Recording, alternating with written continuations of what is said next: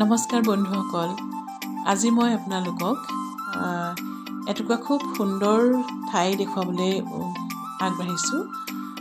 কলিকতা চহৰৰ পৰা প্ৰায় 183 কিলোমিটাৰ দূৰত্বত অৱস্থিত ৱেষ্ট বেংগলৰ এটুকুৰা ঠাই দীঘা, বংগোপসাগৰৰ এটা অংশ। খুব সুন্দৰ ঠাই, বহুত মানুহ অৱসৰ বিনোদন কৰিবৰ বাবে এই ঠাইখনত উপস্থিত হয়হি, সাগৰৰ সৈতে কথা পাতে, সাগৰৰ সৈতে ধেমালি কৰে, আনন্দৰ মুহূৰ্ত সকলোৱে কটাবৰ বাবে আহে। খুব ভাল লাগে। এনেও সাগৰৰ পাৰবোৰত থাকি নিশ্চয় সকলোৰে ভালেই লাগে।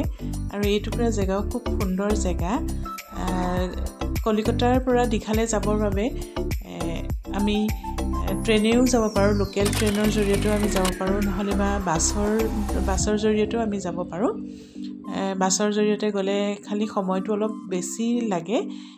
ট্ৰেইনত গ'লে 3 ঘণ্টা সময়তে পোৱা যায়। ষ্টেচনৰ পৰা বৰ বেছি এটা দূৰত্বও নহয়।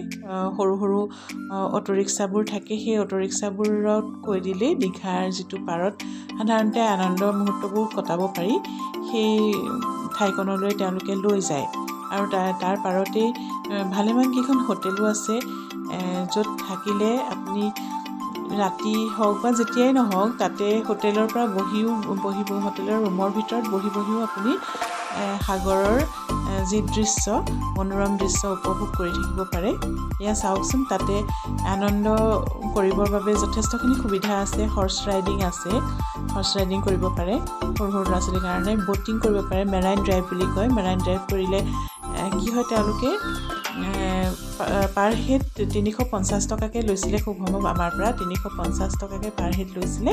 আৰু তেওঁলোকৰ এনেধৰণৰ ব'টৰ জৰিয়তে সাগৰৰ কিছু মাজৰ অংশলৈ লৈ যোৱা হয় আৰু লৈ গৈ আনন্দ সাগৰৰ সৌন্দৰ্য উপভোগ কৰিবলৈ দিয়ে তেওঁলোকে। খুব ভাল লাগে।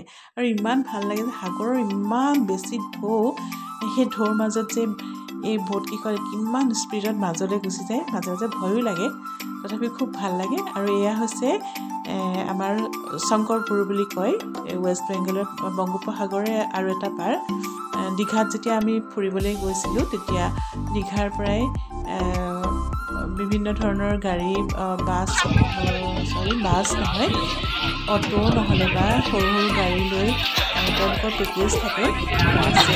4টা বা 5টা জেগা, 5 ঘণ্টাৰ ৰাস্তা তেওঁলোকে ফুৰাবলৈ লৈ যায়। এটুকুৰা হৈছে শংকৰপুৰ, খুব সুন্দৰ জেগা। শংকৰপুৰ বংগোপসাগৰৰ এটা অংশ।